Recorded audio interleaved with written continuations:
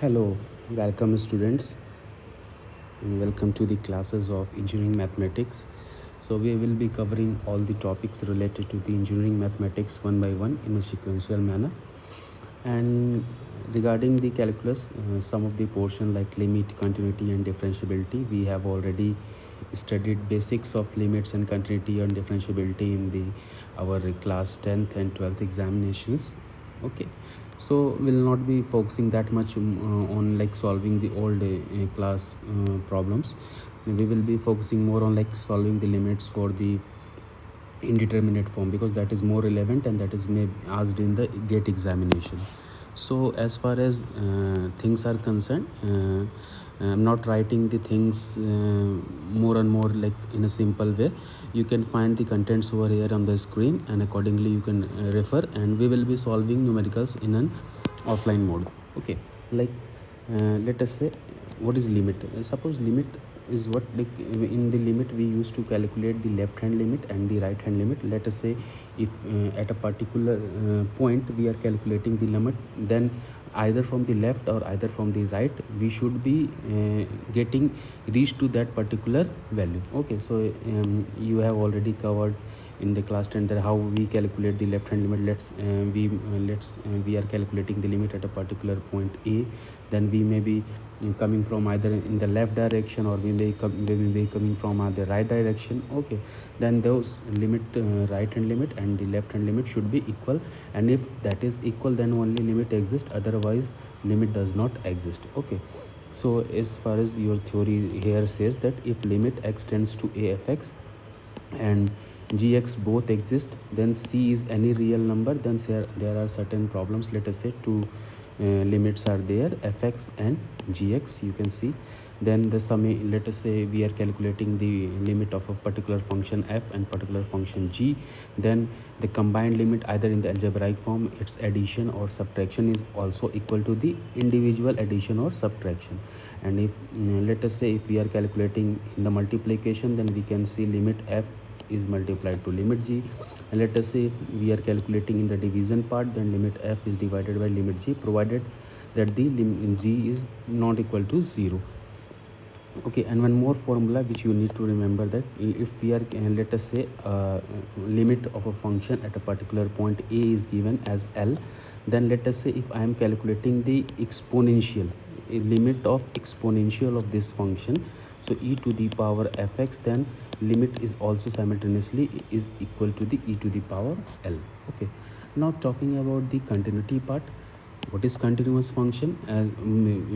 As far as like knowing the solving the problems for the continuity, you must be aware about the concepts of limit. Okay, a function fx is defined, let us say a function fx is defined at the point x is equals to a, is said to be continuous at a particular a under two conditions when the limit exists. Limit exists means left hand limit should be equal to right hand limit, and second point is that the limit, the value of the function at that particular point a should be equal to f of a.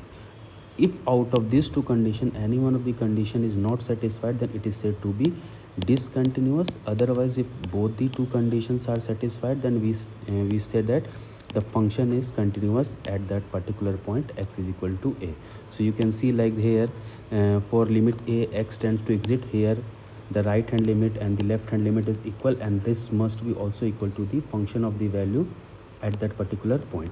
Okay, and there are some basic properties of the continuity, like let us say if like in the limits we already f considered f function and z function. So in the same manner, if for the continuity let us say if there are f and g are the two continuous function, then their addition, their subtraction, their multiplication and their division are also said to be continuous in nature. And some of the standard for things which you need to remember, that is every polynomial function, let us say ax to the power n plus something like bx to the power n minus 1 and something like this, then this is said to be continuous. Every constant function is continuous, and sine function, cos function, exponential function are continuous. Basically the continuous function means your graph is non-breaking, it's continuous in nature. Let us say if we talk about the step integer function here and here, now there is a break, you have to lift off your pencil, so it's a discontinuous function. Okay, so continuous function, as the name suggests, continuous means it is continuous in nature. Okay, so let's before going to the differentiability part, we should cover some of the numericals based on the continuity function. Okay, so let us say we have the question like this: discuss the continuity, discuss continuity for function fx at x is equal to 0. Okay, and the function is given as like this: function is 2x minus 1 and 2x plus 1. So for x less than 0, it is defined as 2x minus 1, and for function x greater than or equal to 0, it is defined as 2x plus 1. So what is the condition of continuity? That left hand limit and right hand limit should be equal to the function at a.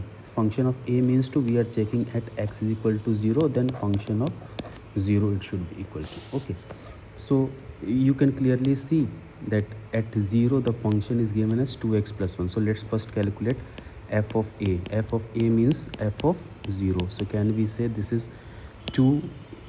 Can we say this is 2 into 0 plus 1? Can we say this is nothing but 1? Okay, now let's calculate the right hand limit. So limit x tends to 0 plus fx, because we are calculating the limit at a particular point 0. So how do we calculate this? Limit h tends to 0, f of 0 plus h, we are calculating the right hand direction, so we will be 0 plus h. Okay, so how do we calculate? For values greater than 0, we have to take this function, and for values less than 0, we have to consider this function. Okay, so limit h tends to 0, we can say like this: 2 into 0 plus h, because the function is 2x plus 1, so we will replace the value of x by 0 plus h. So 2 into 0 plus h plus 1. Can we say this is nothing but limit h tends to 0, and can we say this is nothing but 2h plus 1, and we can now put the values of h as 0. Now this term is 0 and we have only values as 1. Now let's talk about the limit x tends to 0 minus fx. We are calculating the left hand limit. So for left hand limit, what we have to do? The same manner, but we'll have to go now earlier we moved in the right hand direction, now we'll moving in the left hand direction. So limit 0 minus h, so limit h tends to 0, and for function less than 0, what is the function? 2x minus 1, so will be 2 into 0 minus h minus 1. Can we say this is nothing but minus 2h minus 1, and limit h tends to 0. Now we'll put the value of h as 0. Can we say the answer is minus 1? So here you can see, here the limit is also not justified, because the left hand limit is not equal to right hand limit. Hence in the last we will be writing that the given function is not continuous, or you can say discontinuous at x is equal to 0. Clear hai? Chalo, let's move on to the next problem. The next problem is like this: for what value of k the following function fx is continuous at x is equal to 0. Okay, so we have to basically calculate the value of a, and let's check the function. What is given in the function? 1 minus cos 4x divided by 8x square. Can we say x not equal to 0, and this is k x is equal to 0. Okay, so again, for checking the continuous, let me revise the things. Left hand limit and right hand limit should be equal to the function of the value at that particular point. Basically we are checking the limit at x is equal to 0. So let's calculate the function a. So we are calculating f of a. Can we say f of 0? And for 0 already the function is given as k, so let us write it at k. Okay, now let's calculate the right hand limit. So what is right hand limit? Limit x tends to 0 plus, can we say, fx. And again, limit h tends to 0. So again we are moving in the right direction, so we will be considering 0 plus h. Let us say instead of 0 there might be some other value, let us say 2. We have to check at x is equal to 2, then we will be writing at 2 plus h, and in the left hand limit we'll be writing as 2 minus h. Okay, so it's again let's focus on here that for both the condition, either x not equal to 0 means it is not equal to 0, it can be either in the left and it can be either in the right. So for left and right condition both this function will work, but at x is equal to 0 only this will work. Okay, so we're moving in the right direction. So what is the given function? Can we say this is nothing but 1 minus cos of 4 into, let's replace at 0 plus h, and this is 8 of 0 plus h whole square. Okay, now let's solve it. 1 minus h tends to 0, can we say 1 minus cos 4h, and this is 8 of h square. Okay, now you have if you remember some of the basic formulas of trigonometry, then 1 minus cos 2x by 2 is equal to sine square x. Okay, so here you can see it's 4h, and here you can see it's 2. If it's 2 then it's x, so here it's 4, then definitely it should be half. So can we write the formula as limit h tends to 0 to sine square 2h divided by 8h square. Okay, let's further solve it. Limit h tends to 0, can we cancel this out? 2 divided by 4. Okay, so it is sine square 2h divided by 4h square. And if you recall in your class 10th, there is a basic formula of limit, that is, and though we will be covering the basic formulas of limits as well, x tends to 0 if sine x by x is equal to 1. Okay, so again limit h tends to 0, we can write this as sine 2h by 2h, and we can write this as sine 2h by 2h. Okay, and as we have already covered in the property, that limit f into j is equal to limit f into limit z.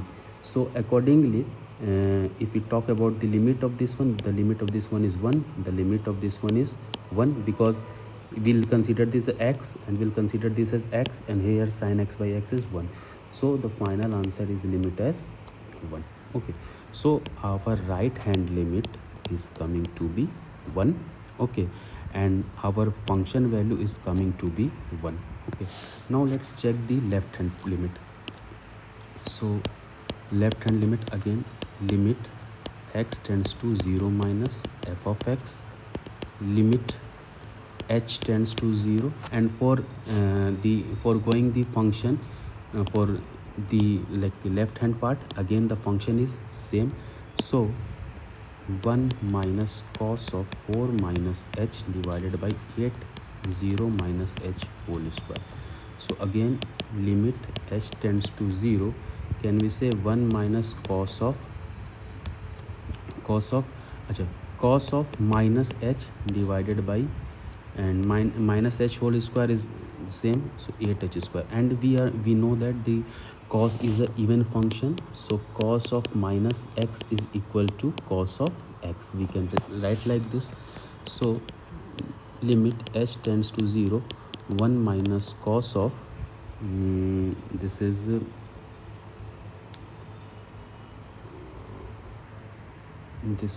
4 is also written here, 0 minus h. Let me correct it for you.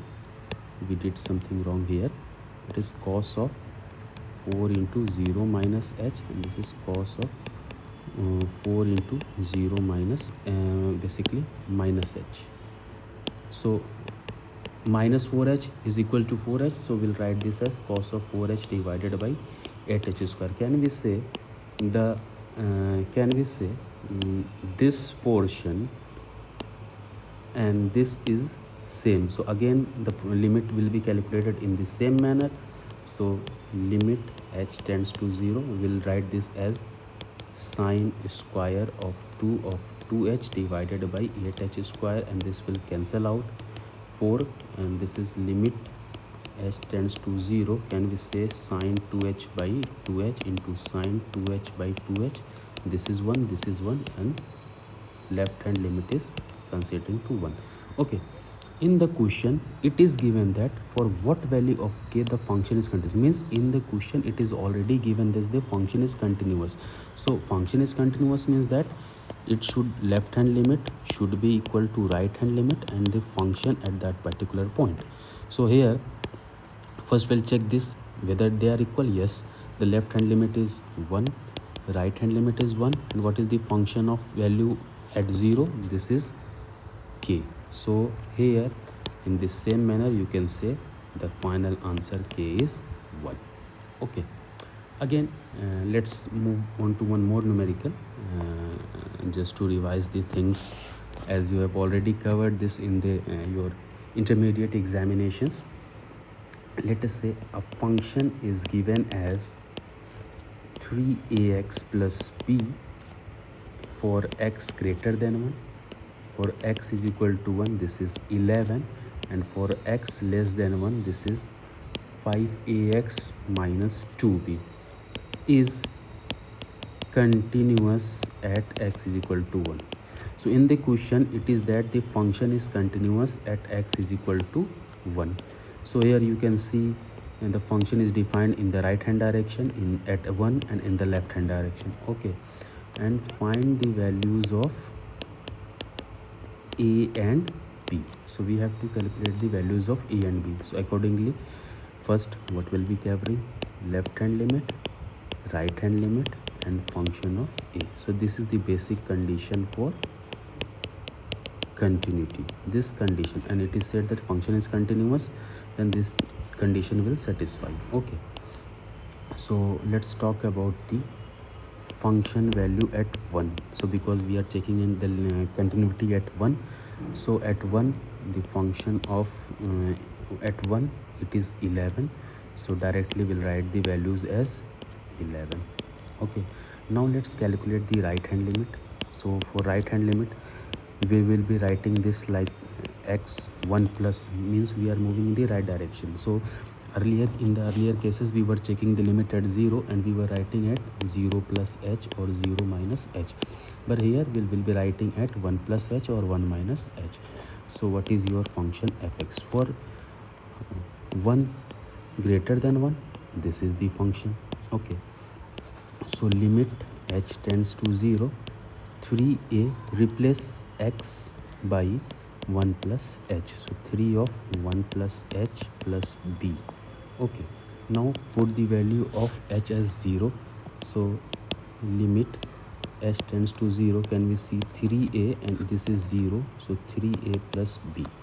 Okay, so this is the right hand limit. Let's accordingly calculate the left hand limit. So limit x tends to 1 minus and f of x. Okay, so can we say limit h tends to here it should be 1. Okay, so here is 1 minus h tends to 0, so here h tends to 0. So for less than 1 condition, this is the given function. So let's write it as 5a, and what we'll do, we'll replace x by 1 minus h. So 5 of a, 1 minus h minus 2b. Put the value of h as 0. So can we